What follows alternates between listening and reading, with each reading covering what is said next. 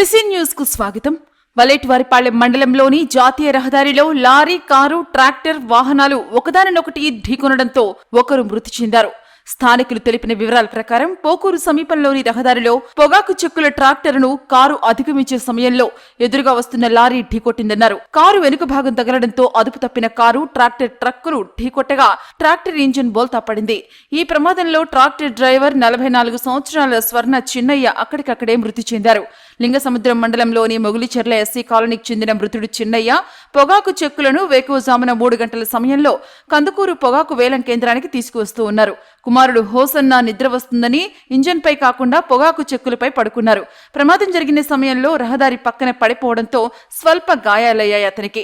కారులోని బెలూన్లు తెరుచుకోవడంతో చోదకుడితో పాటు 3 ప్రయాణికులకు గాయాలు కాలేదని చెబుతున్నారు. మృతుని బంధువులు ఘటనా స్థలానికి చేరుకుని విలపించారు.